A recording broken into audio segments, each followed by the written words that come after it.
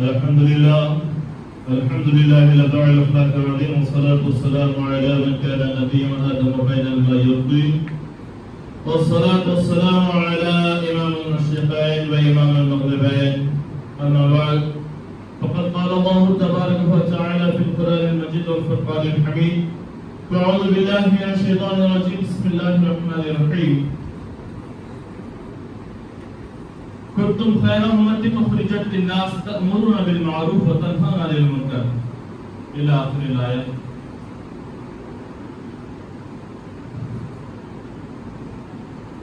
صدق الله العظيم وصدق رسوله النبي الكريم والمهدي الموعود العظيم ونحن على ذلك من الشاهدين والشاكرين والذاكرين والمنذرين والحمد لله رب العالمين. حاضرین محترم،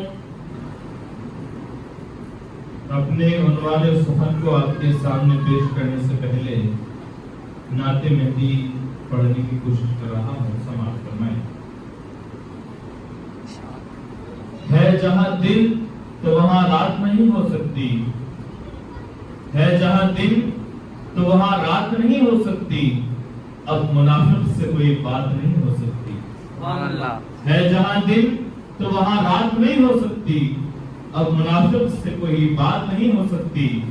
جس نے مہدی کے تصدق کا سویرا دیکھا، جس نے مہدی کے تصدق کا سویرا دیکھا، اس کی منزل شب ظلمات نہیں ہو سکتی، اس کی منزل شب ظلمات نہیں ہو سکتی۔ ان کے آنے سے ہوئی دید کی منزل آسان، ان کے آنے سے ہوئی دید کی منزل آسان، اس سے بڑھ کر تو کوئی سوغات نہیں ہو سکتی، اس سے بڑھ کر کوئی سوغات نہیں ہو سکتی۔ ہے جہاں دن تو وہاں رات نہیں ہو سکتی۔ قدر کی شب بھی ملی ان کی بدولت ہم کو، قدر کی شب بھی ملی ان کی بدولت ہم کو، اس کے جیسی تو کوئی رات نہیں ہو سکتی، اس کے جیسی تو کوئی رات نہیں ہو سکتی۔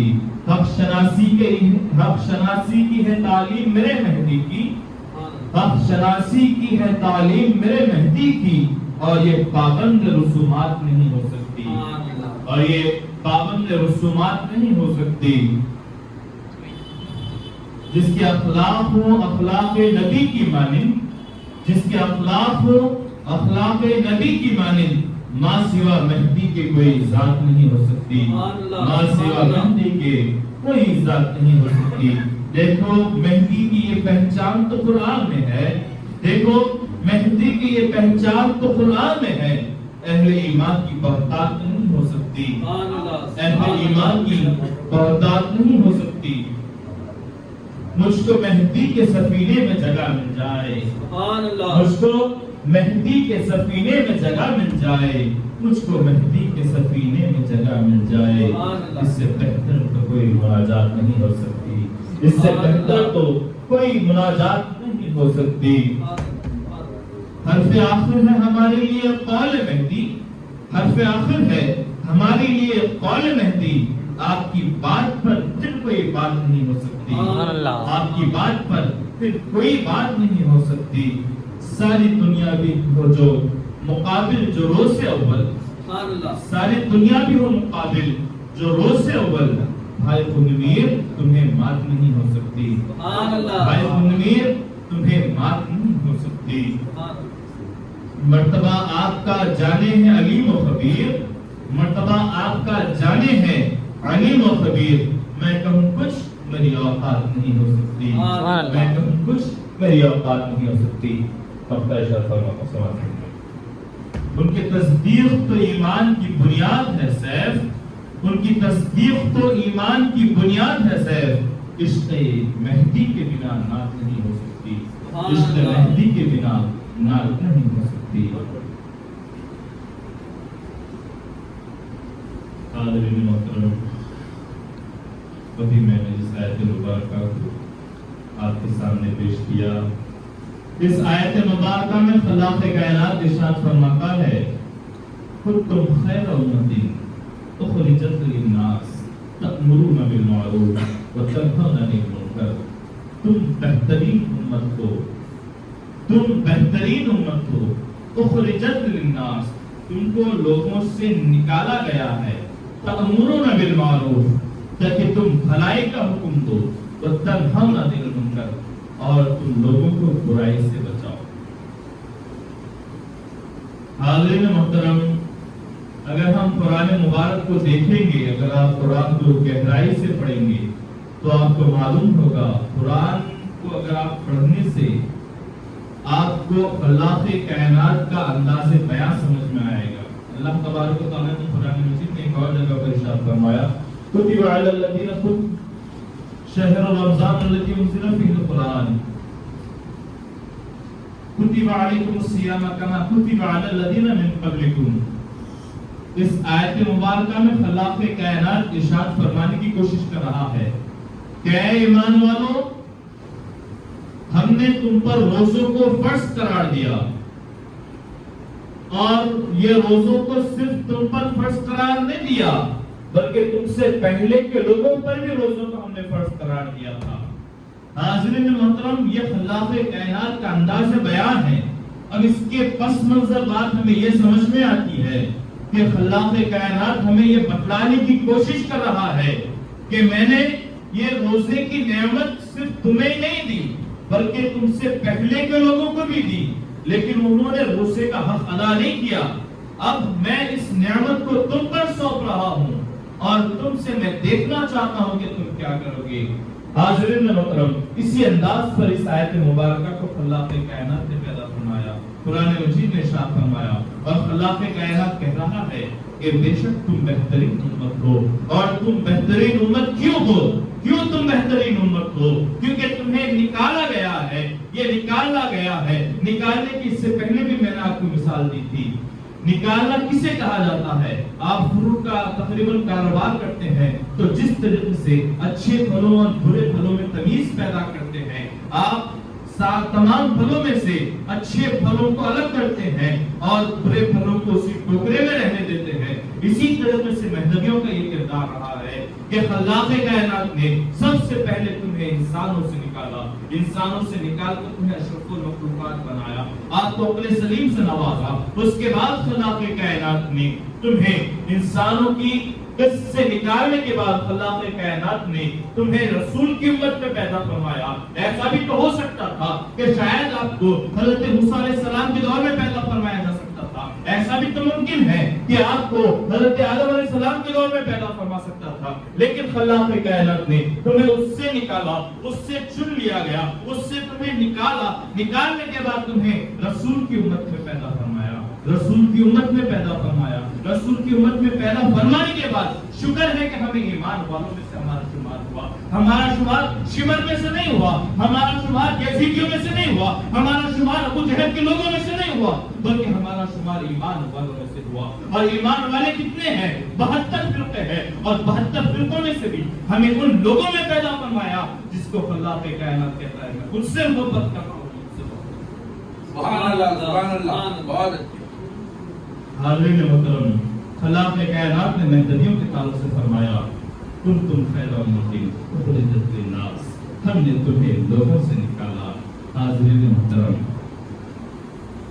اب اس بات سے یہ بات سمجھ میں آ گئی کہ ہمارا مقام بہت افضل ہے، ہمارا مقام بہت بلند ہے، کیونکہ ہمیں تمام لوگوں سے نکالا گیا، اس کے بعد ہمارا ایک مقام بنا۔ اب میں آپ کو ایک چھوٹا سا واقعہ بتاتا ہوں۔ اگر آپ تاریخ کو دیکھیں گے تو ایک پیکاسو نام کا ایک پینٹر ہوا کرتا تھا۔ پیکاسو ایک پینٹر کا نام ہے۔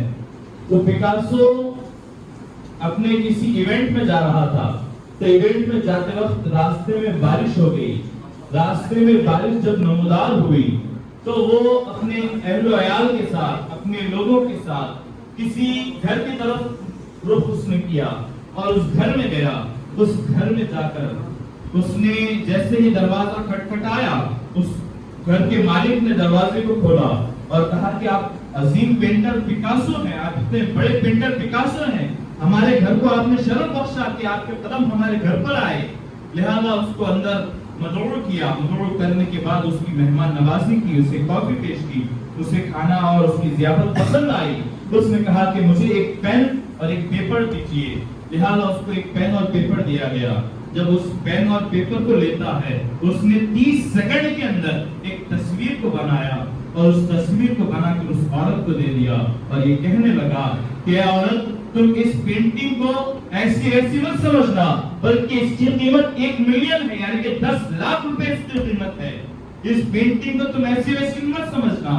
لہذا اس عورت نے کہا شاید یہ ان کا مجھ سے کوئی تعلق نہیں ہے, پہلی ملاقات ہے اور پیسے کی قیمت بہت زیادہ ہے, پیسوں کے لیے قتل ہو سکتے ہیں, لیکن انہوں نے بغیر کسی ملاقات کے بغیر کسی تعلقات کے 1 ملین کی انہوں نے پینٹنگ میرے حوالے کر دی. اس بات کو میں کیسے تسلیم کروں؟ مجھے تو یہ بات سمجھ میں نہیں آ رہی ہے. اس کے بعد پکاسو نے جب اس عورت کے چہرے کو پڑھا تو پکاسو سمجھ گیا کہ اس کے دل میں میرے تعلق سے وہ بات پیدا نہیں ہوئی جو میں سمجھ رہا تھا. لہذا اس پکاسو نے اس عورت کو کہا کہ فلاں ایونٹ میں فلاں تاریخ کو آ جانا, اس کے بعد تمہیں اس کی حقیقی قیمت معلوم ہوگی. جب وہ اس ایونٹ پر وہ بوڑھی عورت اس ایونٹ پر گئی, اس ایونٹ میں اس تصویر کے اوپر 1.5 کروڑ سے بھی زیادہ کی بولیاں لگ رہی تھی. جیسے اس نے اسی تصویر کو دیکھا وہ عورت دیکھ کر حیران ہو گئی اور پریشان ہو گئی اور اس نے کہا کہ آپ نے تم سے اسی طریقے سے ایک 30 سیکنڈ میں ایک پینٹنگ کیا ہے, آپ نے مجھے 10 لاکھ روپے کی قیمت آپ نے مجھے دے دی, لیکن اس کی قیمت تو اس جگہ پر 1.5 کروڑ سے بھی زیادہ ہے. جیسے ہی اس عورت نے اس بات کو اپنے ذہن میں لایا فوراً پکاسو اس جگہ سے گزر رہا تھا, اس نے کہا کہ دیکھو اس کی قیمت کتنی زیادہ ہے, لیکن اس کی قیمت وہ کچھ نہیں ہے بلکہ اس کے پیچھے میں نے جو 5 سال اپنے اوپر محنت کی اور محنت کر کے میں اتنا قابل بنا کہ 30 سیکنڈ میں نے اس تصویر کو بنا لیا, قیمت اس کی ہے. حاضرین محترم, اس واقعے سے ہمیں کیا سیکھ ملتی ہے؟ اس واقعے سے ہمیں ایک ہی سیکھ ملتی ہے کہ آج مہدویت کا عظیم گلدستہ ہمارے ہاتھوں میں ہے, لیکن ہمیں اس کی وقعت معلوم نہیں ہے, اس کی قیمت معلوم نہیں ہے, اس کا مقام معلوم نہیں ہے, اس کا معیار معلوم نہیں ہے. حاضرین محترم, اس مقام کو جاننے اور پہچاننے کی ضرورت ہے. ایک مرتبہ کا واقعہ ہے کہ خلیفۃ اللہ مأمور من اللہ مبین کلام اللہ دافع ہلاکت امت محمدیہ بحری سفر سے گزر رہے تھے کہ اچانک دریا پر طوفان کی طرح نظر آیا اور آپ کی کشتی ڈگمگانے لگی. فوراً صحابی اطراف میں چلے گئے اور صحابیوں نے جب اطراف کا جائزہ لیا, صحابی سمجھ گئے کہ یہ کوئی طوفان نہیں ہے بلکہ یہ کسی بڑی مچھلی کی شرارت ہے. چنانچہ اس بڑی مچھلی نے شرارتوں میں اور اذیت پیدا کی اور اس میں جدت پیدا کی. لہذا امامنا اپنے حجر سے باہر نکل کر کشتی کے کنارے پر آتے ہیں, کشتی کے کسی کونے پر آتے ہیں اور آ کر اس پانی کی طرف رخ کر کے آپ کہتے ہیں کون ہو تم اور تمہیں مجھ سے کس چیز کی طلب ہے؟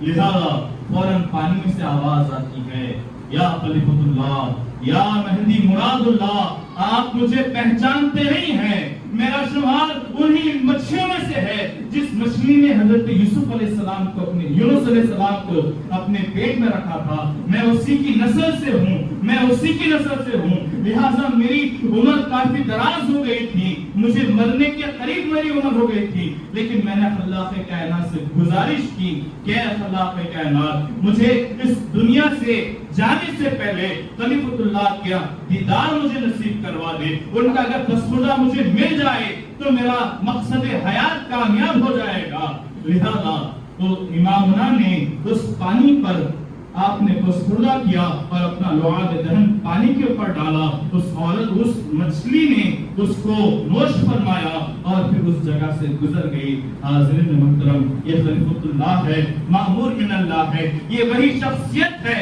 جس کی خدمت میں بندگی میاں سید محمود ثانی مہدی اور بندگی میاں شیخ المیر صدیق ولایت نے کافی عرصہ ان کی زندگی میں ان کے ساتھ گزارا, لیکن اس کے باوجود بھی انہوں نے ایک جملہ کہا اور وہ جملہ یہ ہے کہ ہم نے خلیفۃ اللہ سے جو اخذ کرنا چاہیے تھا, جو لینا چاہیے تھا, ویسا ہم نے اس سے اخذ نہیں کیا.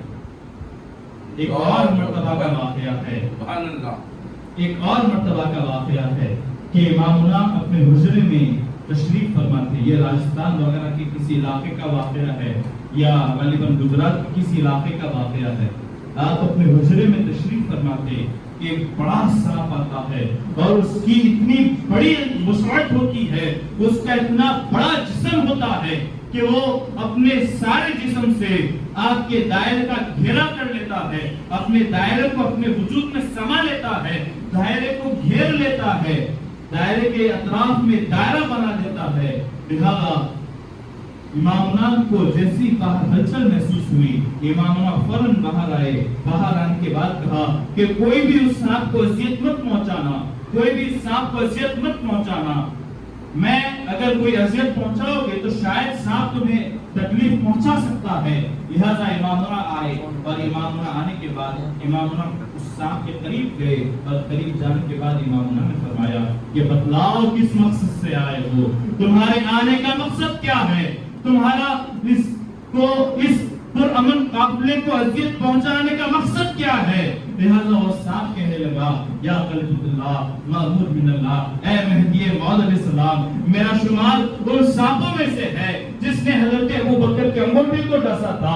میرا شمار ان سانپوں میں سے ہے جو حضرت عیسیٰ علیہ السلام کا دیدار جس نے کیا تھا اور ان سے میں نے گزارش کی تھی کہ میں رسول اکرم کا دیدار کروں. میرا شمار انہی سانپوں میں سے ہے. لہذا میری یہ تمنا تھی کہ میں خلیفۃ اللہ کا, میں اس دنیا میں امامنا کا دیدار کر لوں اور امامنا کے قدم بوسی کر لوں تو شاید میرا مقصد حیات کامیاب ہو جائے, میری نسلوں کا مقدر سنور جائے اگر میں خلیفۃ اللہ کی قدم بوسی کر لوں. میں نے خلیفۃ اللہ کی قدم بوسی کے غرض سے اس دائرے کا گھیراؤ کیا ہے. لہذا آپ میرے اس مقصد کو پورا فرمائے. امامنا مہدی موعود علیہ السلام نے اسے اشارہ کیا, وہ سانپ آتا ہے اور سانپ آ کر امامنا کے قدموں کا بوسہ لیتا ہے اور اس کے بعد اس جگہ سے چلے جاتا ہے. حاضرین محترم, یہ خلیفۃ اللہ کی شخصیت ہے جو ہمارے درمیان رہی اور ہمیں مشرف کیا.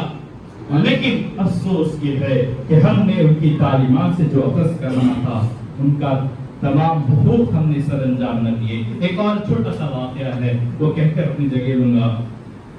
امامنا درخت کے نیچے بیان قرآن فرما رہے تھے.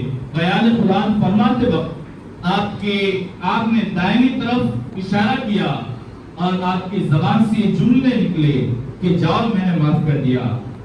آپ نے دائنی طرف دوسری مرتبہ اشارہ کیا اور کہا کہ جاؤ میں نے تمہیں معاف کر دیا. آپ نے دائنی طرف تیسری مرتبہ اشارہ کیا اور آپ نے کہا کہ جاؤ میں نے تمہیں معاف کر دیا.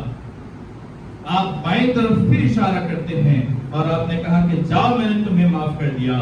آپ بائیں طرف پھر اشارہ کرتے ہیں. اس طریقے سے آپ نے 6 اشارے کیے اور 6 اشارے کر کر آپ نے کہا کہ جاؤ میں نے تمہیں معاف کر دیا.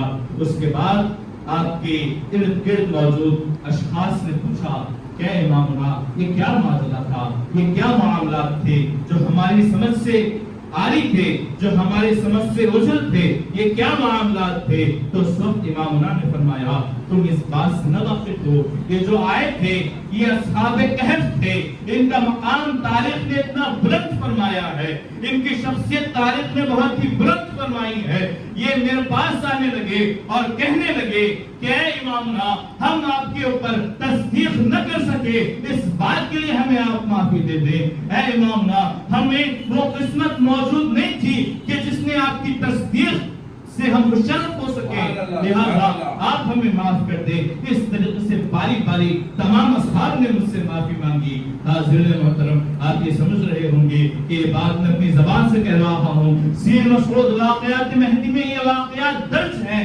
اگر کسی کو کچھ شش و پنج ہو تو کتاب کو آپ اٹھا لے اور اس بات سے سمجھ لے.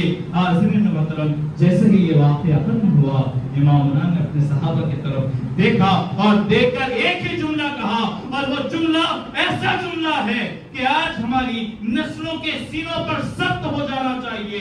امامنا نے دیکھ کر فرمایا میں تمہیں بہت ہی سستے داموں میں مل گیا.